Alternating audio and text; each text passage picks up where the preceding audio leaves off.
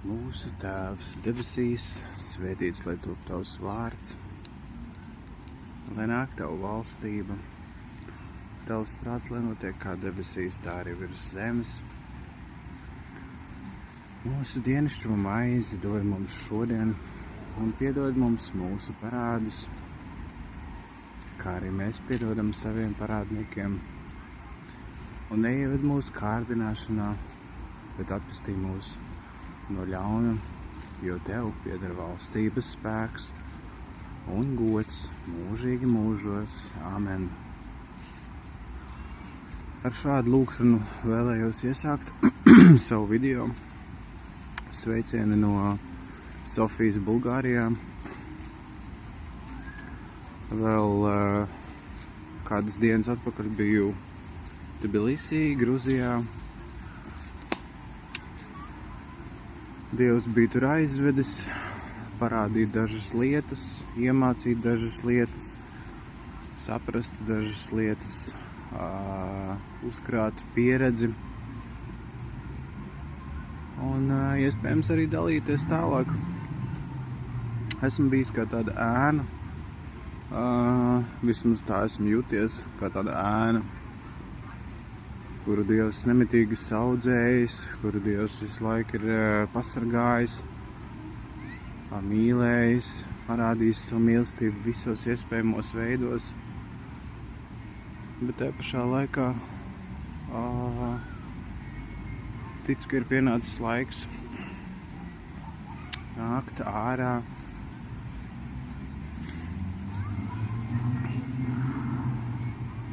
es saprotu, ka šeit ir pieslēgušies ļoti daudz dažādi cilvēki no dažādiem gājumiem.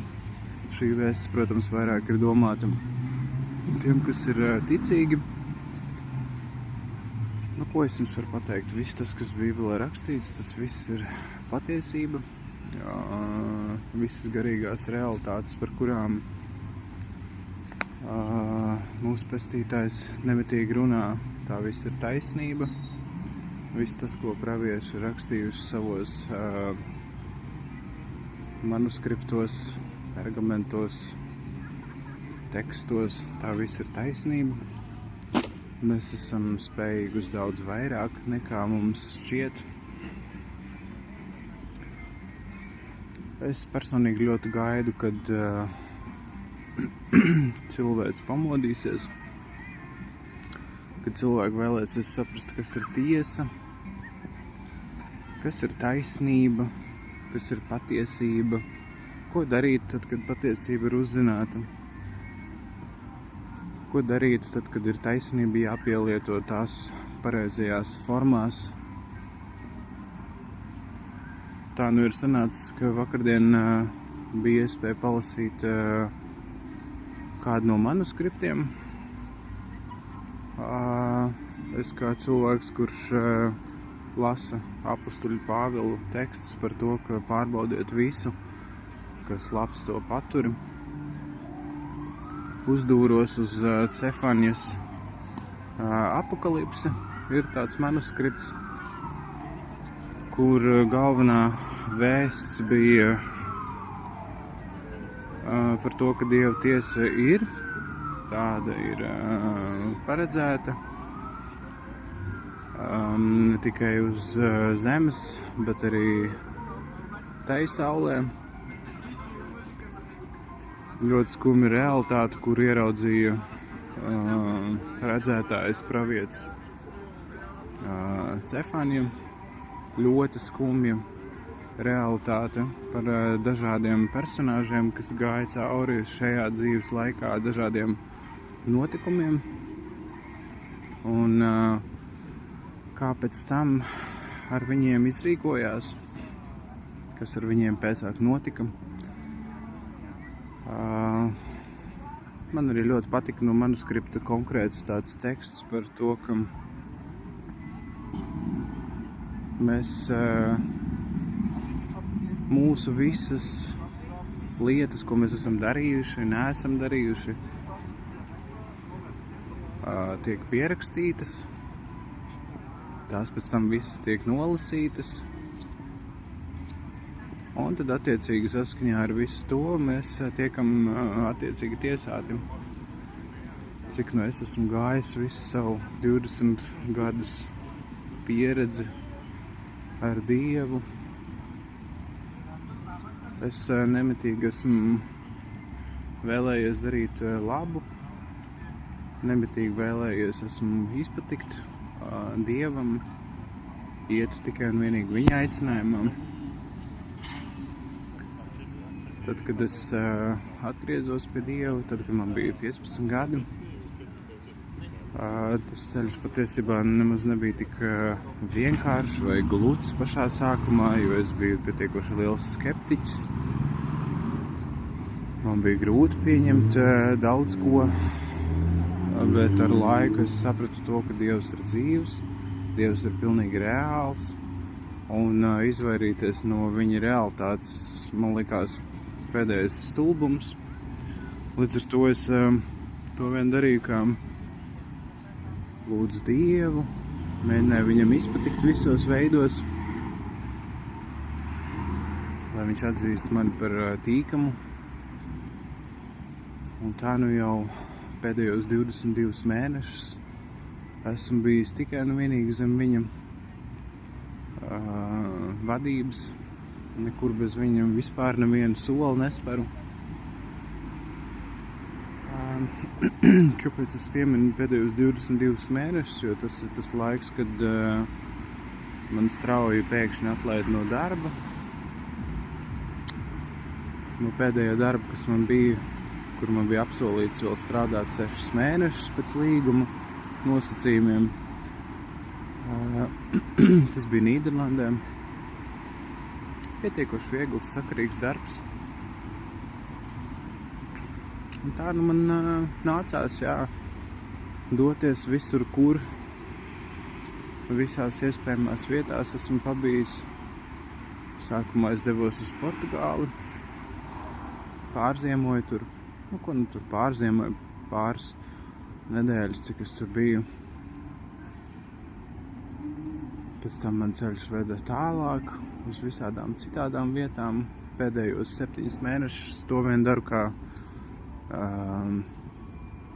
meklēju vietu zem saules. Kad biju uzsācis savu sociālo tīklu, darbošanos X platformā, mēģinot uzrunāt dažādus valstu līderus, premjerministrus, prezidentus, dažādas lielas organizācijas. Visā tajā murgā, kas bija atgadījies vēl pāris mēnešus atpakaļ, sastapos ar ļoti lielu pretestību tam, kas bija pateikts, rakstīts. Sastapos ar ļoti lielu masveidīgu kibernoziedzību savā telefonā. Es pilnīgi pieļauju, ka telefons man joprojām ir hakots, bet es esmu jau pie tā tik ļoti pieredzis. Es tāpat tās zinu, ka es eju pēc Dieva plāna. Līdz ar to man īpaši nav par ko uztraukties. Katru dienu pēdējos 22 mēnešus ir bijusi ļoti intensīva. Principā par katru dienu es būtu varējis mierīgi izveidot kādu dienas grāmatas ierakstu vai arī sagatavot kādu īpašu video par katru no dienām. Bet tā kā man bija tik ļoti uzhakots telefons, uzlausts, es tikmēr izvēlējos nelietot telefonu nekādām citādām vajadzībām, jo, kā Bībelē stāv rakstīts, kas pamana nelaimi, tas no tās izvairās, nevis ietu tai cauri pretī. Visas manas paraules bija uzlaustas. Man jums ir ļoti grūti izstāstīt, kā izskatās uzlaustas telefons, kas notiek tad, ja es vēlos kaut ko uzrakstīt un kāds cits mēģina kaut ko pārrakstīt vienlaicīgi. Vai arī, ja es mēģināju tur atvērt, piemēram, Bībeles aplikāciju, kas hakeriem ļoti nepatika. Tad aplikācija arī bija tā kā uzlausta ar dažādiem uzlicošajiem, uznirstošajiem lodziņiem. Daudz visādi traki piedzīvojumi ir bijuši. Pēdējos 2 mēnešus sanāca būt valstī Kaukāza reģionā Gruzijā. Gruzija ir tāda ļoti neparasta, skaista, patiešām ļoti auglīga, brīnišķīga zeme, kurā dzīvo ļoti daudz traumētu cilvēku. Šo traumu dēļ viņi nav varējuši nekādīgi, kā jums teikt, tikt uz priekšu. Tikko kā viņiem izdodas sastapt kādu sakarīgi domājošu cilvēku, tā viņi uzreiz uz viņu izgrūž visu savu žulti, visu savu sāpi, visas savas skumjas, visas savas grūtības un traumas, cerībā, ka tādējādi viņiem paliks vieglāk. Un realitātē jau tā arī ir. Viņiem arī palika vieglāk visiem. Bet tie, kas pēc tam dabūja nest to smago nastu, grūti pateikt, vai man personīgi ir vieglāk. Pa pēdējiem 2 mēnešiem es sastapos ar ļoti spēcīgu demonisko realitāti. Nezinu, kāpēc un kādēļ šī konkrētās valsts iedzīvotāji tik ļoti spēlējās ar tumsas pasauli. Vienīgais iemesls visracionālākais ir tāds, ka jebkura tauta, kas ir mazturīga, vēloties iegūt kādus labumus šajā pasaulē, nedomājot par tālākām sekām, parakstītos uz šādiem soļiem. Ļoti daudz bija aizlūgts par konkrēto valsti. Es ticu, ka viņiem tur notiks daudz viskaut kas. Pirmkārt, Abhāzija atnāks atpakaļ viņu kontrolē. Tas ir tikai un vienīgi laika jautājums. To man Dievs atklāja. Es to visu redzēju. Runājot par Dienvidosetiju, tas ir cits jautājums. Tur vēl kādu laiku būs autonomija. Bet jā, gruzīņi ir kļuvuši gudrāki. Viņiem ir atvērušās acis. Viņi savā laikā vēlējās savu brīnišķīgo Saakašvili prezidentu tā kā nomainīt pret kādu citu. Jo, acīm redzot, viņiem bija apnicis progress, bet es par to neņemos spriest un es to netiesāju, tāpēc, ka es tur nebiju.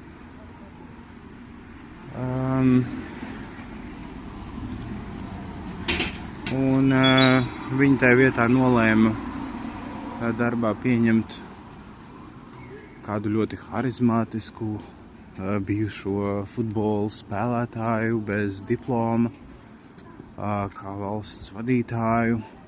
Un attiecīgi viņam tur blakus vēl kādu tādu sev līdzīgu, kā vicepremjeru. No sākuma gruzīņi bija stāvā sajūsmā, ka viņiem tur tādi harizmātiski, interesanti personāži nāca pie varas, kas izrādījās jau 12 gadu garumā. Kā izrādās, viņi ļoti cieši no tā, korupcijas dēļ. Viņi nerūpējas par savu nāciju, viņus neinteresē, vai nācijai ir ko ēst, vai viņiem ir labi ceļi, vai viņiem ir labi izglītības sistēma un tā tālāk un tā joprojām. Viņus vairāk interesē nauda.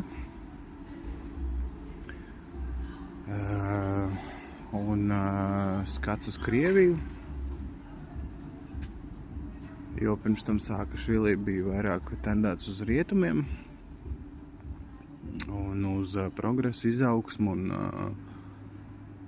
un to, lai valsts plaukst, tiek atpazīta, tiek ieraudzīta, arī starptautiskā līmenī, kā forša vieta turismam.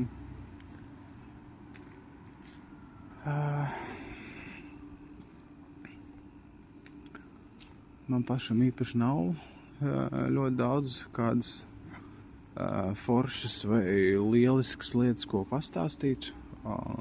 Es joprojām esmu ceļā uz stabilitāti. Man šobrīd personīgi iet diezgan grūti. Katru dienu ir jādomā par iztiku, par kuru es varēšu pārnakšņot un tā tālāk un tā joprojām. Sofijā ir ļoti augsti.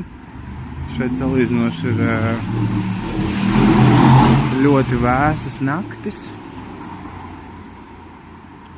Pa dienu it kā silts un spīd saulīte, bet vienalga pietiekoši vēss salīdzinājumā ar Turciju vai arī Gruziju.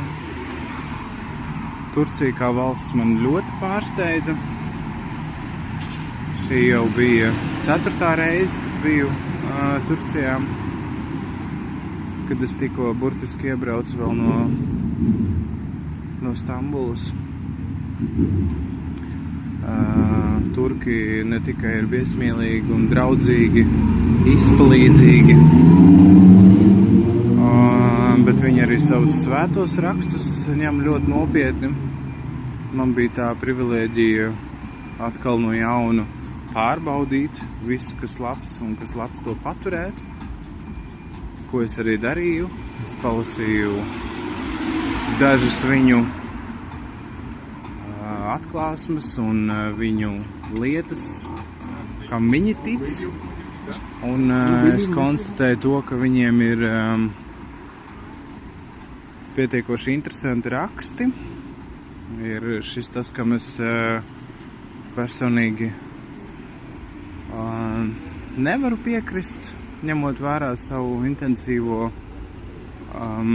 pieredzi ar Kristu. Līdz ar to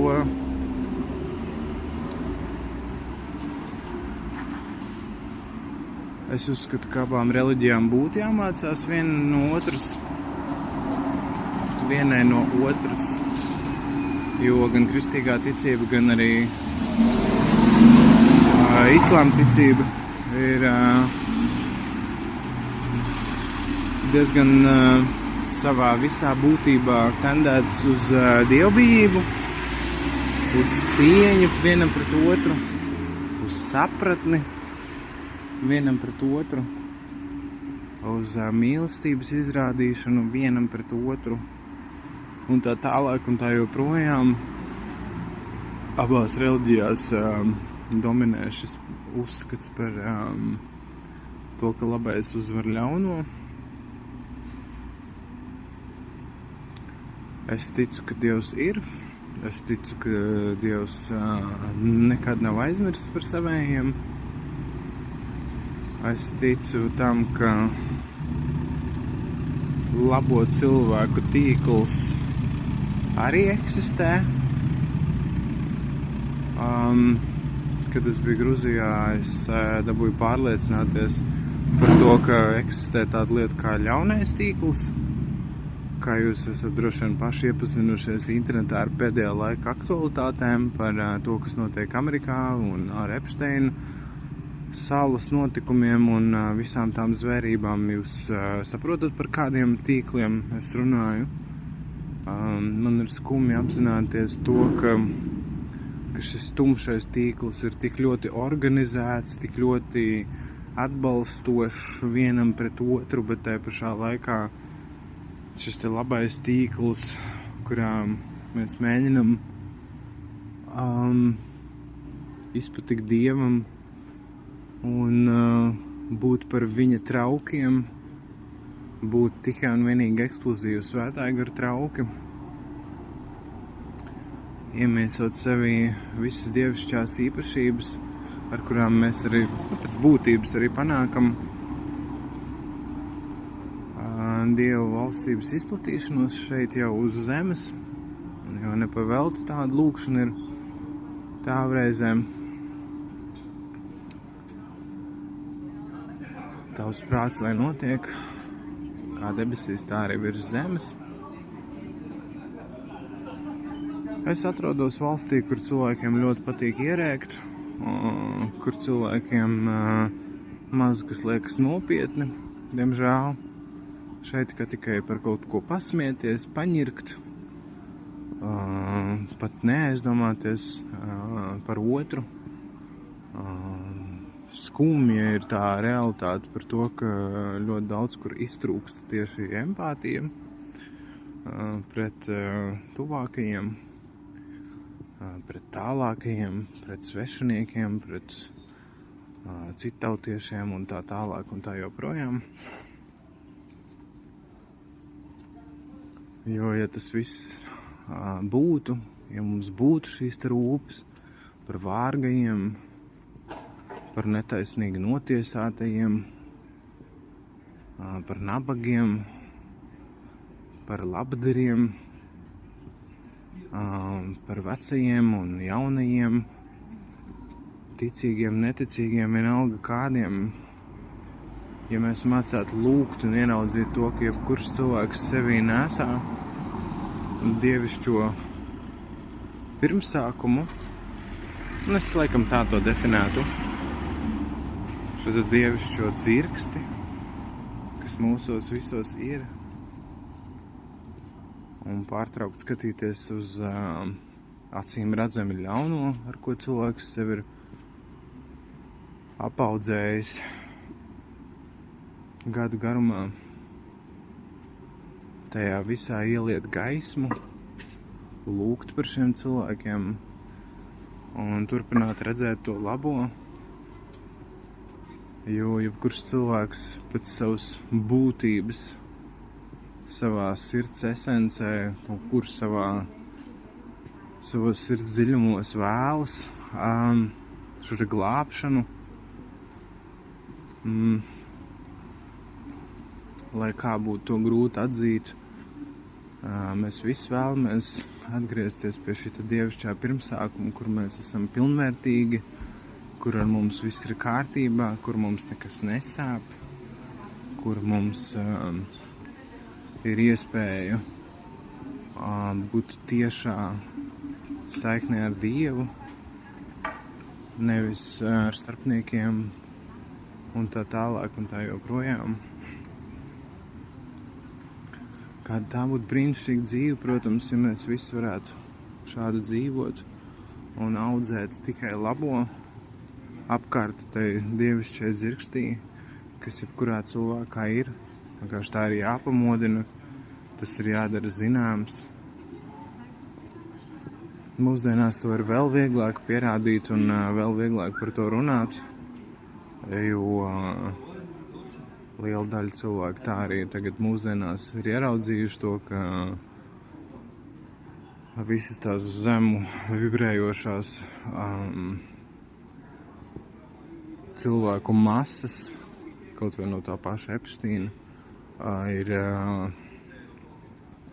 pielūguši tumsu un viss, kas ar to ir saistīts. Un, protams, ka neviens veselīgs, saprātīgs cilvēks nekad negribētu tādu dzīvi dzīvot. Stāsts par to, ka mēs tiešām arī esam trauki. Kā Bībelē tas ir rakstīts, tā ir pilnīgi taisnība. Mums savus traukus ir jāprot pasargāt ar nemitīgām lūkšanām. Un šo te stāvokli, kas saucās nomodā, būsim nomodā, nemitīgi par to, kas notiek ar mūsu templi. Lai mūsos dzīvo tikai un vienīgi Dieva gars. Tie, kas no gara ir dzimuši, tie arī iet tur, kur Dievs viņus sūta. To dzīves ir pilnīgi savādākas. Viņu sirds ir pilna miera. Tieši tā kā jūs varat arī redzēt dažādas nemierīgos, kas neprot pasargāt savu trauku, kuros bieži vien iemājo nešķīstums un un dažādi demoniski substances. Es pat nezinu, kā viņas tā laipni nosaukt. Ar tiem tad arī ir tā, kā ir. Un viņi pēc tam, protams, lielākoties gluži kā tādi nakts kukaiņi lido pie gaismas, mēģinot viņus aprīt. Gluži kā Bībelē ir rakstīts par to, ka Sātans tiešām ir kā rūcošs lauva, kurš to vien meklē kādu aprīt, kādam dzīties pakaļ un tā tālāk un tā joprojām. Es to visu vienkārši esmu izbaudījis tik ļoti daudzas reizes, ka es par to runāju kā par tādu ikdienu. Un, diemžēl tā arī ir, ka man ļoti bieži ir jādodās uz vietām, kas ir tās vietas, kuras noteikti negribētu būt. Kaut kādās tumsas vietās, kur man jāiet spīdināt kādu veidu gaismu. Tas ir ļoti nogurdinoši, ja godīgi. Par šiem pēdējiem mēnešiem esmu noguris nevis no tā, cik es fiziski kaut ko būtu darījis. Es esmu pietiekoši daudz strādājis arī šajā laikā par praktiski nekādu atlīdzību. Bet jā, garīgi tas ļoti iztukšo. Tie cilvēki, kas strādā garīgajās sfērās un saprot kaut ko no šīm reālijām, viņi arī redz paši, taču zināt, cik tas ir grūti strādāt ar cilvēkiem, būt ar tādiem, kuriem ir vajadzīga palīdzība un dažāda veida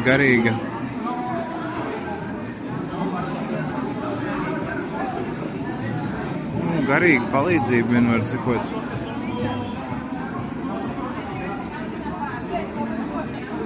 Ja jums ir kāda iespēja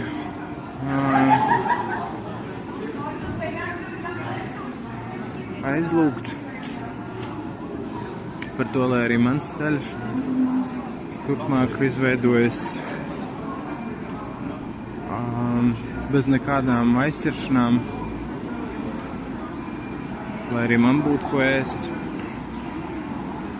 kur pārnakšņot, izmazgāt drēbes, būšu tikai priecīgs. Pēdējo reizi, kad biju Gruzijā, man diemžēl nācās paņemt uz sevis jau kārtējo sodu, kurš pienācās kādam citam par viņa neizdarību, par viņa slinkumu, par viņa rupjībām,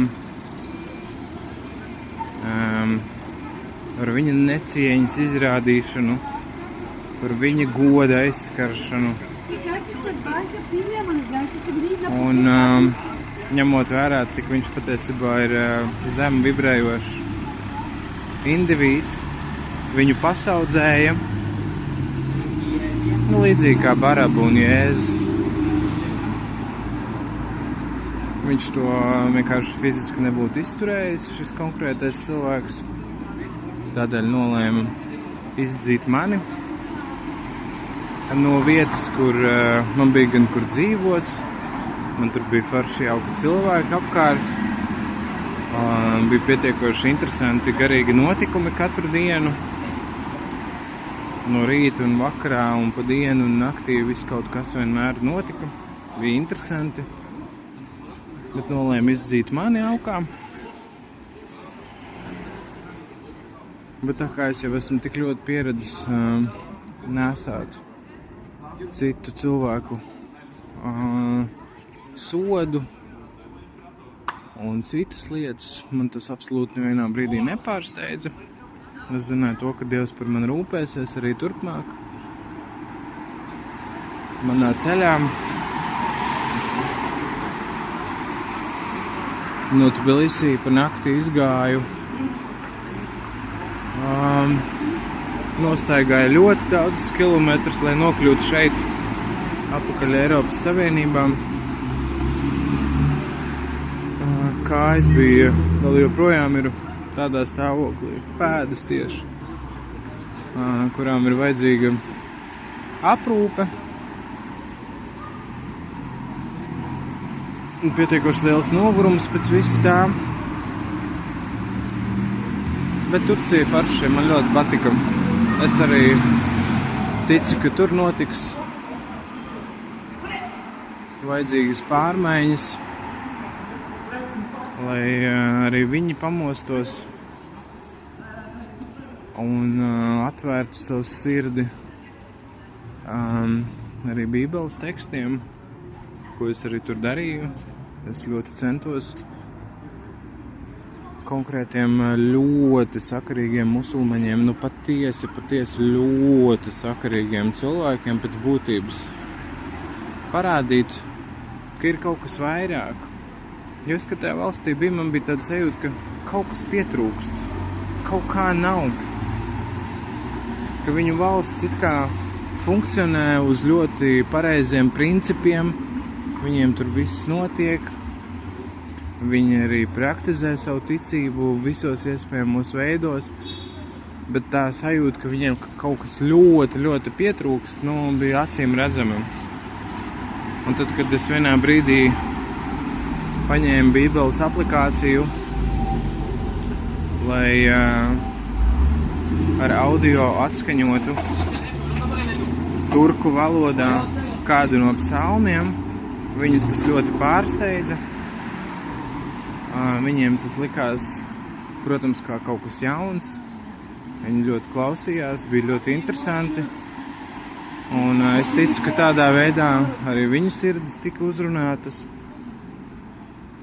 Viņi it kā atzīst Dāvidu un viņa psalmus iespējams pat. Bet cik es skatījos, Korānā viņiem nav tādas atsevišķas psalmu grāmatas ar visām lūkšanām un dzēju un tekstiem un visu to, ko mēs kristieši esam pieraduši redzēt psalmos. Tas tāds viņu mīnus.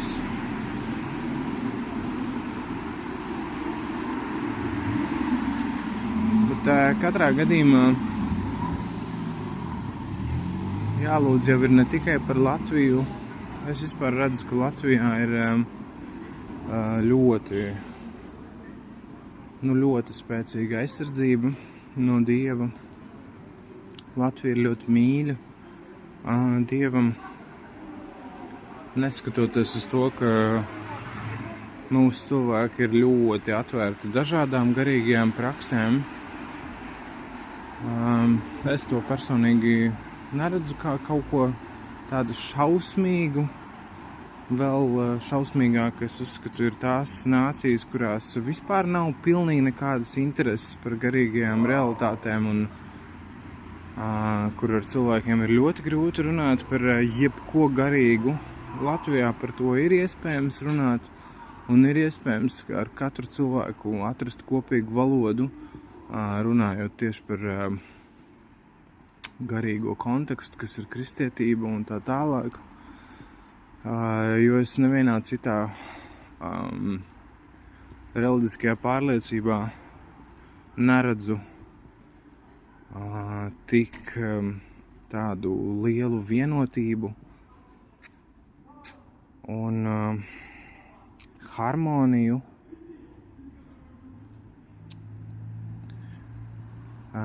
kādu ir iespējams praktizēt caur kristīgo ticību tieši.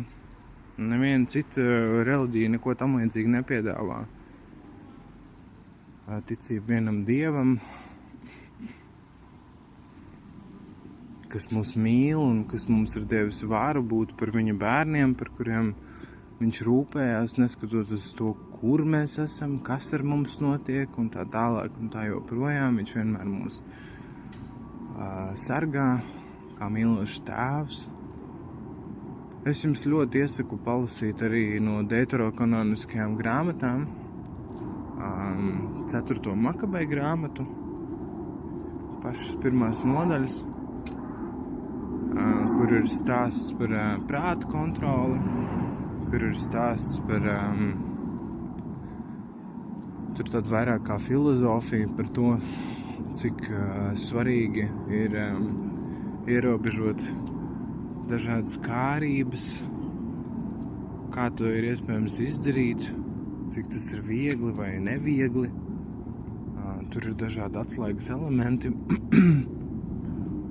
Es saprotu, jā, Bībele patiešām ir Dieva vārds.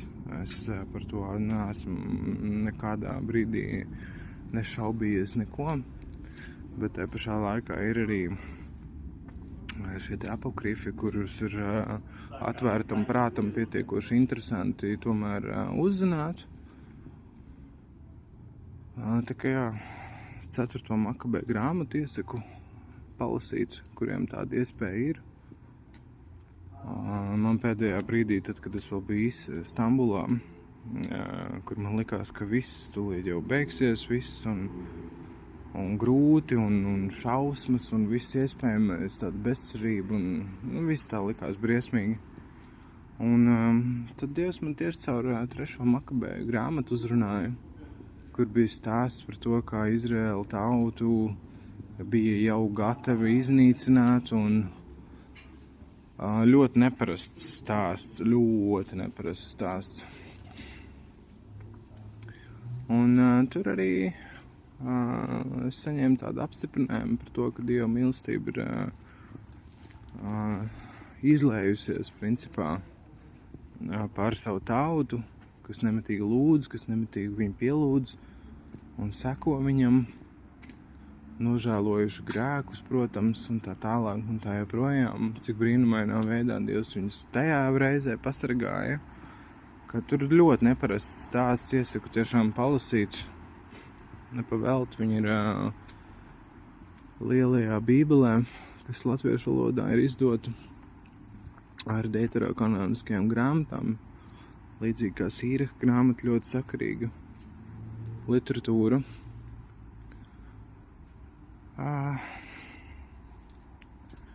Katrā gadījumā es ticu, ka Dieva darbs turpinās. Šobrīd cilvēkiem ir vispār jāsāk saprast to, ka viņiem ir pašiem sevi jāsargā, ka nedrīkst aizrauties ar tumsu un tumsas pasauli.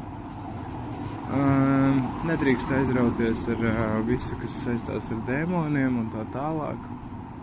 Es personīgi ļoti vispār neinteresējos par šo pasauli, tāpēc, ka man Dieva valstība ir daudz interesantāka nekā tumsas valstība, godīgi saku. Man neinteresē nekāda tur sātana dziļuma un visas šitās muļķības. Man tiešām tik ļoti tas neinteresē. Es saprotu, ka cilvēki par to vien runā, un tas viņiem liekas tik interesanti, un, protams, no vienas puses ir svarīgi saprast ienaidnieku kaut kādas pozīcijas un tā tālāk, bet Dievs taču vienmēr dod gudrību pārspēt. Un, principā, mēs esam uzvarētāji. Kādam tas īpaši varbūt nav izdevīgi, ka Dieva valstība izplatās, jo tas nozīmē to, ka cilvēkiem ir jāstrādā pašiem ar sevi. Tas nozīmē to, ka cilvēkiem ir jāpieliek kaut kādas piepūles. Lielākoties cilvēki ir diezgan slinki un egoistiski. Viņi nevēlās neko darīt. Vienkārši gulēt kaut kādā komfortā, pieraduši pie visa labā. Bet tā jau tas nestrādā. Tādā veidā nekāds progress absolūti nevienā brīdī nav iespējams. Jūs paši to saprotat. Es personīgi vispār gribētu nozust kaut kur, kaut kādā mežā, dzīvot, mierīgu dzīvi, lūgt Dievu, lasīt, sasniegt kaut kādas jaunas garīgās reālijas, vai sauc to kā gribi. Nevis būt nemitīgi tādā kustībā, kur jāsastopās ar visu iespējamo ļauno un tumšo un briesmīgo. Man par to ir jārunā, tāpēc, ka es to visu redzu. Es arī jums no sirds iesaku aizlūgt Dievu par to, lai jums tiek atvērtas garīgās acis, garīgās ausis, jo mūsu garam taču arī ir visas maiņas, tāpat tās kā mūsu fiziskiem cilvēkam.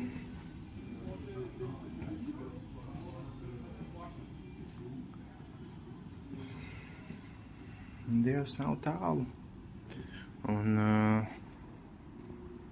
no tiem, kas patiešām vēlas dzīvot, staigāt garā, tāda dzīve ir daudz interesantāka un piepildītāka. Es jums, protams, varētu daudz kaut ko pastāstīt par to, ko es esmu redzējis arī Latvijā, bet es īpaši negribu nodarboties ar nekādu tiesāšanu, jo tā labā ziņa ir tā, ka cilvēki mainās. Ir daudz cilvēku, kas ir patiešām nožēlojuši to, ka viņi ir bijuši tādi vai šādi kaut kādos dzīves mirkļos. Un mums ar to ir jāsamierinās, ka viņi ir vēlējušies pāriet gaismas pusē. Mums ir tas jāieraug un jāakceptē un jāpriecājas par to, ka daudz cilvēku patiešām vēlas dzīvot šo dievišķo dzīvi, redzēt vairāk nekā tikai fizisko un tā tālāk un tā joprojām. Dievs atbild uz visām lūkšanām, agrāk vai vēlāk, bet atbild. Protams, esmu redzējis arī tādu paradoksu, kur Dieva bērniem ir jābūt klāt, tur, kur trūkst disciplīnas. Un vienlaicīgi, protams, mēs esam aicināti tikai un vienīgi šeit pilnīgi brīvajai dzīvei, kura, manuprāt, 21. gadsimta nav īpaši iespējama, ņemot vērā, ka sistēma ir izveidota tā, lai mēs būtu kaut kādi vergi un tā tālāk. Nu, ja jūs kaut vai tikai paskatāties uz to, kā dažādi valstu līderi ir izveidojuši sistēmas un banku sistēmas, lai pavirdzinātu cilvēkus, lai manipulētu ar viņiem, es domāju, ka man tur īpaši nav jāiedziļinās tajā visā. Tā ir viena forma, nebrīvas forma, bet runājot par tādu garīgo brīvību, jā, mēs tik tiešām esam aicināti dzīvot pilnīgā brīvībā, ļaut citiem dzīvot pilnīgu brīvību, izņemot tos brīžus, kur ir vajadzīga šī tēvišķa audzināšana, pieskatīšana, vai arī mātišķa audzināšana, pieskatīšana, ja tīpaši tiem bērniņiem, garīgajiem zīdainīšiem, kas vēl tikai ir izauguši no saviem pamperiem un tā tālāk. Un tur ir jāieguldās, jāpalīdz un jāpieņem to, ka arī ar viņiem viss būs kārtībā. Mēs nevaram gaidīt, ka rezultāts ienesīsies uzreiz. Līdzīgi kā, kad mēs iestādam kaut ko dārzā, mēs taču gaidam. Kamēr izaugs, mēs aplaistam, mēs tur izdaram to, šo, visu kaut ko, lai tas augs izaugtu pēc visiem parametriem. Tieši tāpatās arī ar cilvēku. Vienkārši jā, uz šīs planētas kaut kā tas viss ir ļoti ilgi. Un kamēr visas valstis, nācijas sasniegs kaut kādu šo te dievišķības līmeni, kur mēs varam salīdzināties un būt patīkam Dievam. Es, protams, lūdzu, lai tas viss notiktu ātrāk, bet redz, tā jau var atkal. Tas jau ir jautājums par to brīvību, kur no cilvēka nedrīkst vienkārši atņemt. Cilvēkam pašam ir jāpieņem šāds lēmums. Un jābrīdina par to, ka visādas sekas var būt katrai lietai, kur mēs daram vai nedaram. Dieva tiesa tiešām ir pilnīgi reāla. Es par to vispār nešaubos.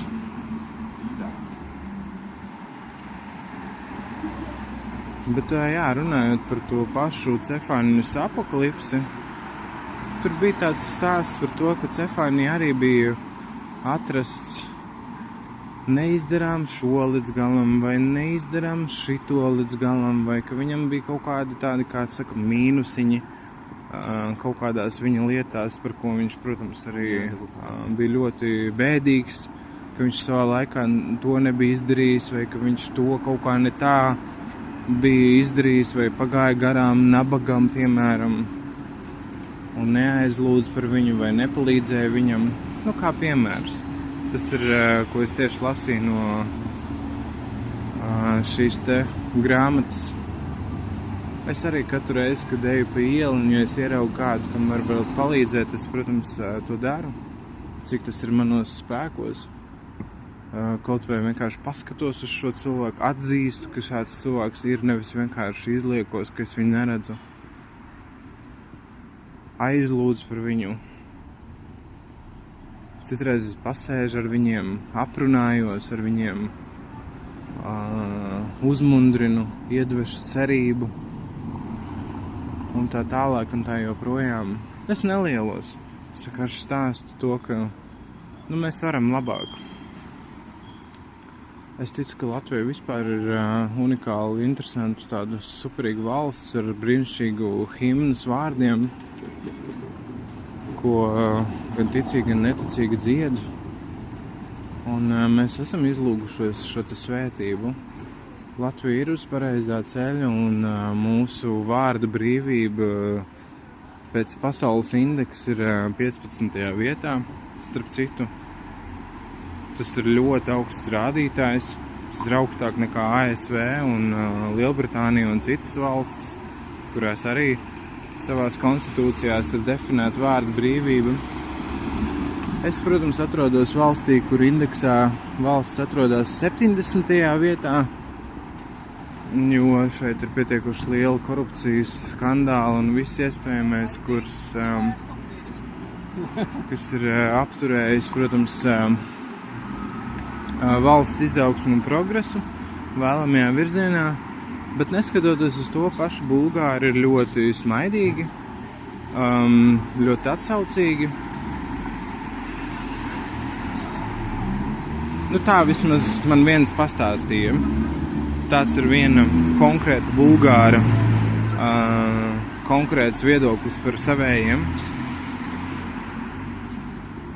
Un viņi smaida, neskatoties ne uz ko. Lūk, mēs taču